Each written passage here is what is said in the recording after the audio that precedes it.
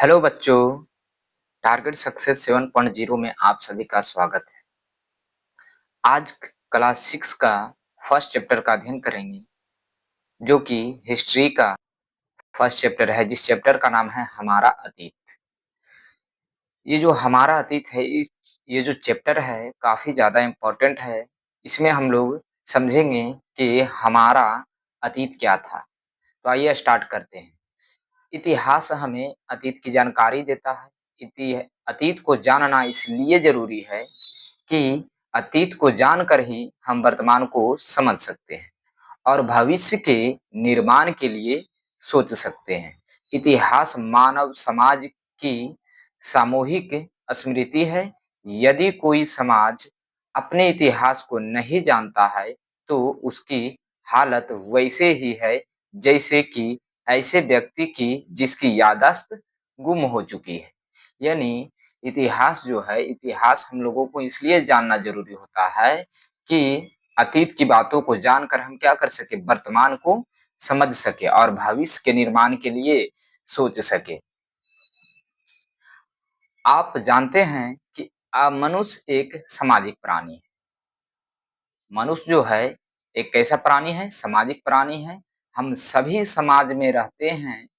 यह समाज हमारे माता पिता, परिवार, गांव, शहर, देश से होकर पूरे विश्व तक फैला है। यानी ये जो हमारा समाज है वो माता पिता, परिवार, गांव, शहर, देश और पूरे विश्व तक क्या है, ये समाज फैला हुआ है।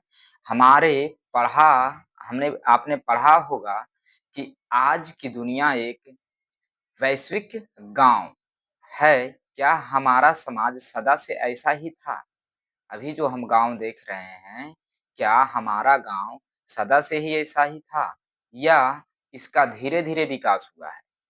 तो इस सवाल का जो जवाब है हम आगे पढ़ेंगे। यानी इस सवाल का जो जवाब है हमें इतिहास से मिलेगा कि ये जो हमारा अभी समाज है ऐसा ही था या धीरे धीरे विकास हुआ है।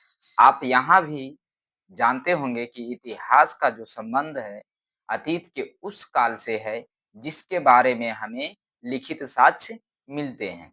अतीत का संबंध उसी काल से है जिस काल से हम लोगों को क्या मिलता है? लिखित साक्ष्य मिलता है। क्यों? क्योंकि जब लिखित साक्ष्य नहीं मिला उसे हम लोग इतिहास के अंतर्गत नहीं जोड़ सकते हैं। तो इतिहास की बात करें तो इतिहास का जो संबंध है वो अतीत के उस काल से है जिस काल में लिखित साक्ष्य मिले हैं। इसके अलावा अतीत एक काल वह भी है जिसके बारे में हमें लिखित जानकारी पुस्तकों या रचनाओं में नहीं मिलती, बल्कि जमीन के नीचे दबे पुराने अवशेषों, वस्तुओं, सिक्कों और अभिलेखों में मिलती है। यानी इतिहास जो है हम उस काल को भी कह सकते हैं जिस काल में लिखित जानकारी पुस्तकों या रचनाओं से तो नहीं मिला है, लेकिन जमीन के अंदर कुछ अवशेष वस्तुओं, सिक्के और अभिलेख मिले हैं। तो उस काल को भी हम लोग इतिहास कह सकते हैं। यह काल ऐतिहासिक काल कहलाता है। ये जो काल है कौन सा काल कहलाता है? ऐतिहासिक काल कहलाता है। बहुत से ऐसे समाज भी हैं, विशेषकर कबायली या जनजातीय समाज हमारे साथ इसी युग में जी रहे हैं, लेकिन उनका इतिहास कभी लिखा नहीं गया है। उनके बीच जो किंवदंतियां, किस्से, कहानियां, रीति रिवाज प्रचलित है, उन्हीं के माध्यम से हम ऐसे समाज का इतिहास जानते हैं। तो आपको यह अंदाज हुआ होगा कि इतिहास को जानने के साधन या स्रोत अनेक हैं और विभिन्न प्रकार के हैं। इन्हीं तमाम साधनों या स्रोतों के आधार पर इतिहासकार हमें अतीत के बारे में जानकारी देता है। मनुष्य की उत्पत्ति कैसे हुई, उसने कैसे साथ मिलकर रहना आरंभ किया।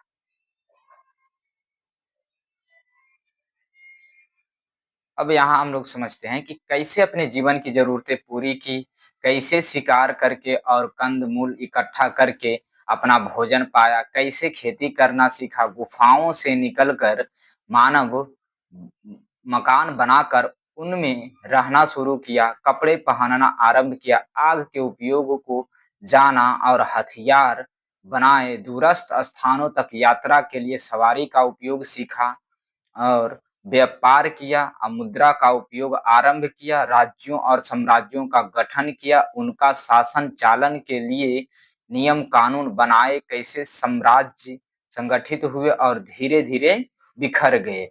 यानी इतनी सारी बातों की जानकारी है जो हमें इतिहास में ही मिलती है। उत्थान और पतन का चक्र किस प्रकार चलता रहा, इन सब बातों की जानकारी आप इतिहास से प्राप्त करते हैं। आपकी पाठ्य पुस्तक इसी संबंध में आपको जानकारी प्रदान करेगी। तो आइए स्टार्ट करते हैं, फिर इसमें आगे देखते हैं। तो सबसे पहले आप इतिहास की पृष्ठभूमि अर्थात उसकी बुनियादी बातों को समझेंगे। किसी भी मानव समूह या समाज का विकास एक निर्धारित स्थान पर होता है। इस विकास में स्थानीय परिस्थितियां, भौगोलिक स्थिति, पर्यावरण की विशेषताएं सभी का योगदान होता है। कभी आपने विचार किया है कि नदी घाटियों ने ही आरंभिक सभ्यताओं का विकास क्यों हुआ? यानी जो सभ्यता थी उसका जो विकास हुआ वो कहाँ से हुआ था? तो नदी घाटियों से ही हुआ था। तो क्यों हुआ था इसके बारे में अब हम लोग आगे समझेंगे। तो आप ध्यान देंगे कि नदियों के किनारे ही उपजाऊ भूमि का बाहुल्य था। यानी नदी के किनारे जो भूमि होती है काफी ज्यादा उपजाऊ होती है। यहाँ खेती का काम आसान था। नदियों के रास्ते व्यापार की भी सुविधा थी। यानी नदी से व्यापार भी किया जा सकता था क्योंकि वहां से रास्ता निकलता था और साथ में खेती के लिए काफी ज्यादा वहां पे आसान था क्योंकि पानी जो है आसानी से उपलब्ध हो जाती थी। ऐसे ही अनेक परिस्थितियां सभ्यता के विकास में सहायक होती है। पर्यावरण हमें रहन सहन, खान पान, वेशभूषा को प्रभावित करता है। पर्यावरण जो है वो हमारे रहन सहन को, खान पान को और वेशभूषा को प्रभावित करता है। चूंकि अभी आप भारत के प्राचीन इतिहास के बारे में पढ़ रहे हैं, इसीलिए भारत में कहाँ-कहाँ आरंभिक सभ्यताओं का विकास हुआ और वहाँ की भौगोलिक परिस्थितियाँ क्या थी।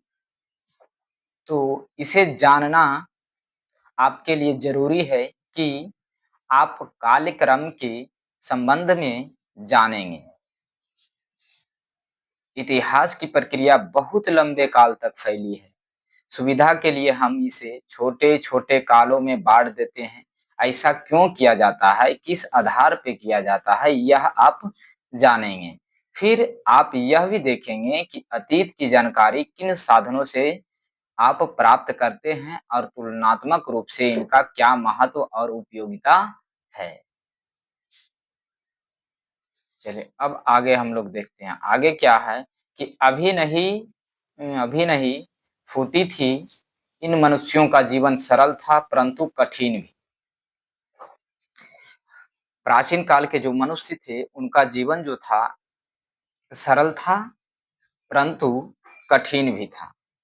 कंदमूल जमा करके या शिकार करके ये अपनी जरूरतों को पूरा करते थे। प्राचीन के जो मनुष्य थे वो शिकार करके अपनी ज़रूरतों को क्या करते थे? पूरा करते थे। फिर उन्होंने अपनी सुविधा के लिए पत्थरों के औजार और हथियार बनाने शुरू कर दिए।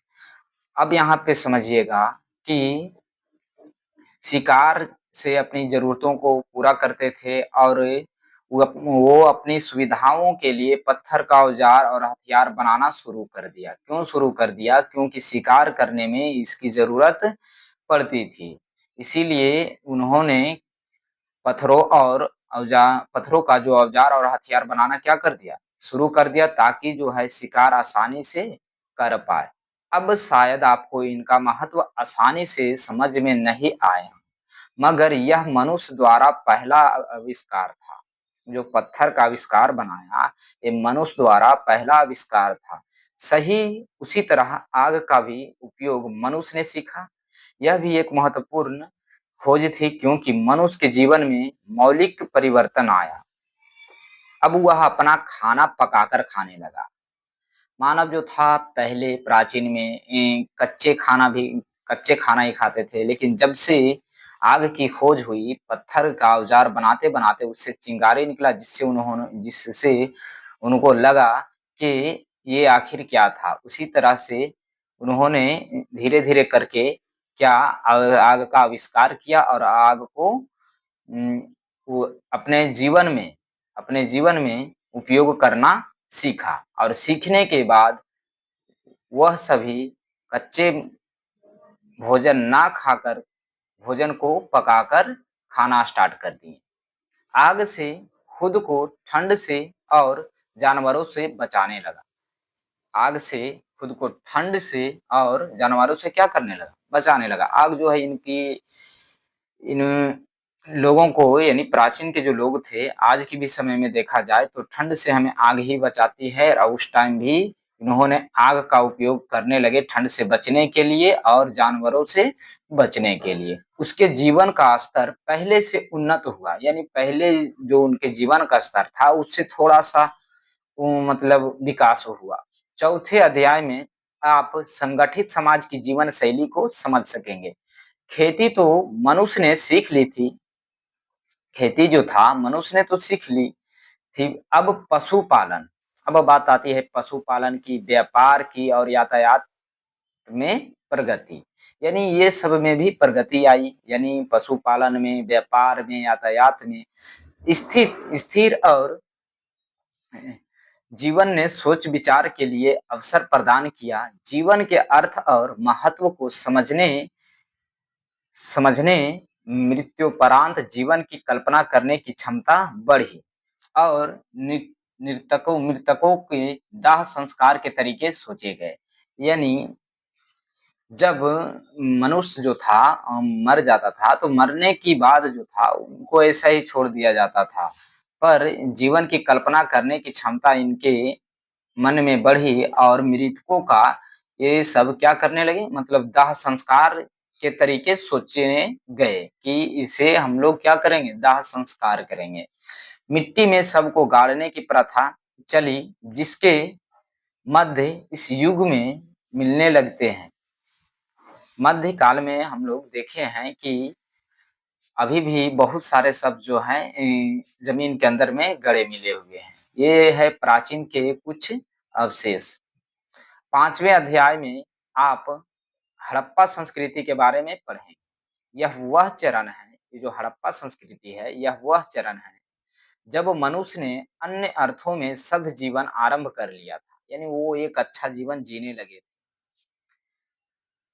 लिपि विकसित ना होने के कारण अपने इतिहास के लिखित साक्ष्य उन्होंने पढ़े नहीं नहीं पकड़े हैं और पुरातत्व या जमीन के नीचे गड़ी वस्तुओं की खोज और अध्ययन ने इस संस्कृति की विशेषताएं हम जानते हैं। अब नगरों का विकास हुआ, प्रशासन प्रशासन तंत्र नगर निर्माण को योजनाबद्ध रूप, व्यापार, कला, धर्म आदि जीवन के अनेक क्षेत्रों में मनुष्य ने एक उन्नत जीवन शैली को अपनाया और इन लोगों को लिपि की भी जानकारी थी। अनेक मोहरों पर उनके लेख मिले हैं, लेकिन अभी तक उनको पूरी तरह पढ़ा नहीं जा सकता है। इसलिए हमें पुरातात्विक सामग्री पर भी निर्भर करना पड़ता था प करना पड़ता है। छठे अध्याय में आप वैदिक काल के संबंध में पढ़ेंगे। वैदिक युग बौद्धिक और आध्यात्मिक प्रगति का काल रहा। वेदों की रचना हुई जो आरंभ में लिखित रूप में नहीं थे, इसलिए इनके लिए श्रुति शब्द का भी प्रयोग होता है। कालांतर में इनको लिखा गया। हड़प्पा संस्कृति के विपरीत इस चरण के लिए वैदिक सभ्यता शब्द का प्रयोग किया जाता है क्योंकि क्योंकि अब धार्मिक और बौद्धिक रूप से मनुष्य एक उन्नत, परिपक्व और सभ्य अवस्था में जा चुका था। विकास का क्रम चलता रहा और पूर्व वैदिक से उत्तर वैदिक काल के बीच जीवन का सरल रूप ज़्यादा विकसित और जटिल बनता गया। वो जो उस उनका सरल रूप जो था, वो और जटिल बनता गया। 7वां अध्याय उस चरण को दर्शाता है, यानी क्लास 6 में जो 7वां अध्याय है, वो उस चरण को दर्शाता है जब भौतिक जीवन और बौद्धिक के जीवन दोनों में हुई प्रगति का एक समन्वित रूप सामने आया। राज्यों के विकास का क्रम आरंभ हुआ और इससे संबंधित सैनिक, प्रशासनिक और राजनयिक गतिविधियां आरंभ हुई। दूसरी ओर धर्म और दर्शन के क्षेत्र में नए विचार उत्पन्न हुए, जैसा कि अभी एक बहुत बड़ा रूप ले लिया है। जो धर्म है और दर्शन का जो क्षेत्र है, इसमें एक नए विचार उत्पन्न हुए और बौद्ध और जैन धर्म के रूप में नई विचारधाराएं उत्पन्न हुई, जिनका प्रभाव भारत ही नहीं, विदेशों पर भी पड़ा। इस इस बौद्धिक विकास के संबंध में आप 8वें अध्याय में पढ़ेंगे। जो बौद्धिक विकास हुआ, इसके संबंध में हम लोग क्लास 6 के हिस्ट्री के 8वें अध्याय में पढ़ेंगे। आपको आपको शायद यह पता नहीं हो कि इस चरण में बिहार का क्षेत्र भारत का सबसे महत्वपूर्ण क्षेत्र बना। विश्व के प्रथम गणराज्य की और भारत के पहले साम्राज्य की स्थापना बिहार में हुई। इसी तरह बौद्ध और जैन धर्म की उत्पत्ति का केंद्र भी बिहार ही था। अध्याय 9 में आप मौर्य साम्राज्य का इतिहास पढ़ेंगे, विशेषकर अशोक महान की उपलब्धियों से आप परिचित होंगे, जिसने पहली बार एक कल्याणकारी राज्य की स्थापना की और भारत के पड़ोसी राज्यों से संपूर्ण संबंध स्थापित किए।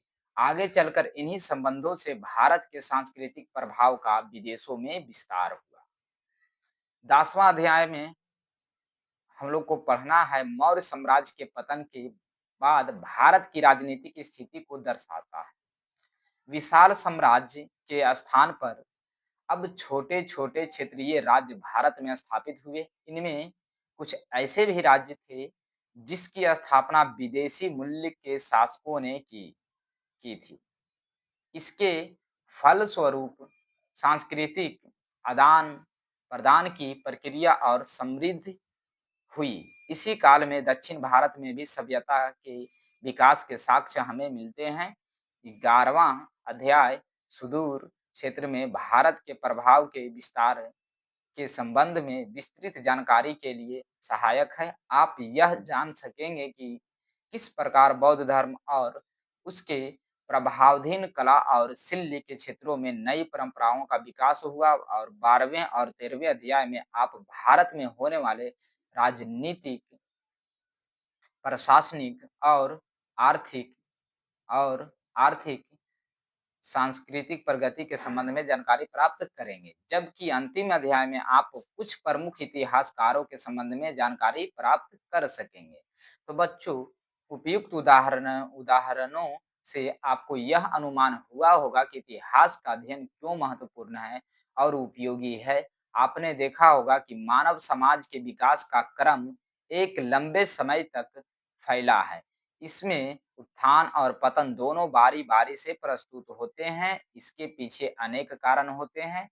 इतिहास हमें उन कारणों का बोध कराता है और तभी हम अपने अतीत को जान पाते हैं। अतीत की जानकारी हमें अपने वर्तमान और भविष्य को बेहतर बनाने में सहायता प्रदान करती है। यही कारण है कि इतिहास को समझना हमारे लिए आवश्यक और अनिवार्य है। तो ये चैप्टर होता है समाप्त। अब हम लोग मिलेंगे नेक्स्ट चैप्टर में।